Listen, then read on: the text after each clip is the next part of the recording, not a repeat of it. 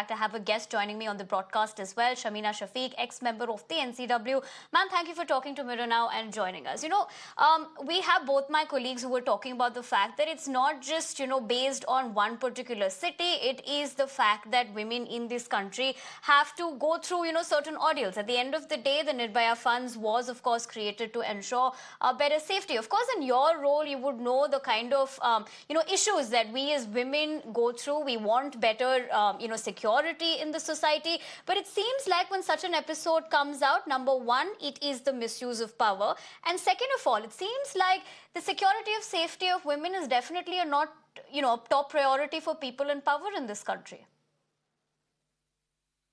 Well, unfortunately, you are absolutely right. Why I say unfortunately? Because this is the scenario post Nirbhaya when the government and the people of this country actually came together very seriously to ensure that no other girl should face the ordeal or the brutality that Nirbhaya had to go through.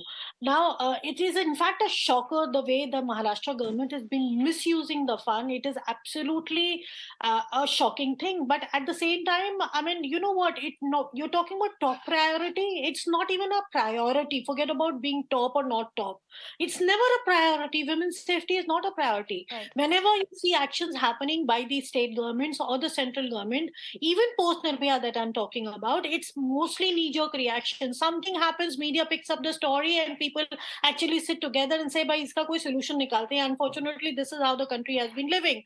Now, what is the role of the National Commission for Women to ensure that the Nirbhaya fund is being utilized?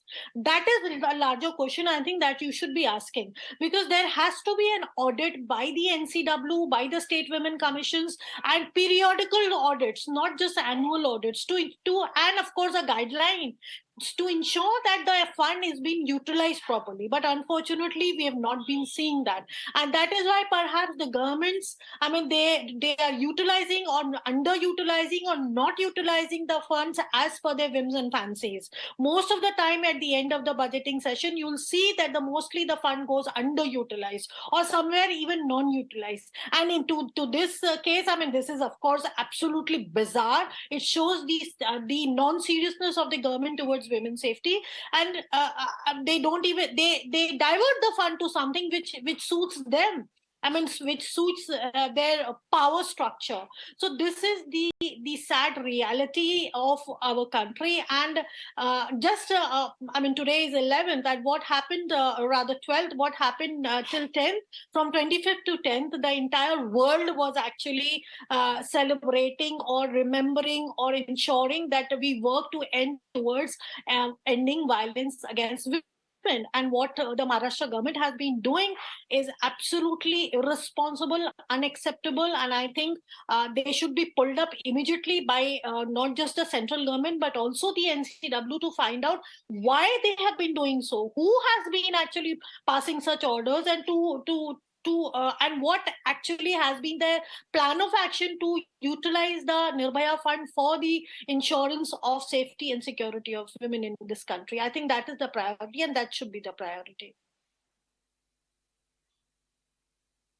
Right, ma'am. As you're, of course, pointing out, like you went on to say that, it's unfortunate that we have come to a point where we're discussing this even after years, right? Women's safety should be of utmost priority, even without having said that. But even if we were to talk about the Nirbhaya funds, in fact, if we look at the Mumbai police in June had procured 220 Boleros, 35 Ertigas, 313 Pulsar motor vehicles, and so on, to ensure that the squad, of course, is there for the usage of women. But in terms of that, there are also probably a question arising that how many more vehicles, across the country is probably being misused for other purposes. This is, of course, one case that we're, of course, reporting and we're relentlessly covering as well. But isn't that a bigger question too?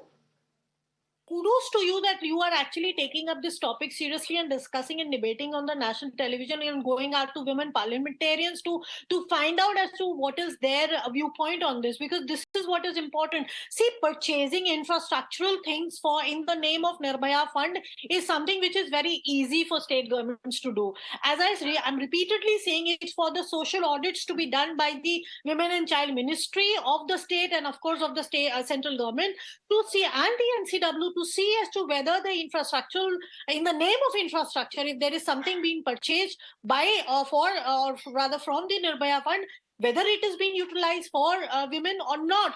This is what is required. I mean, you allocate certain funds, A, they don't get utilized properly.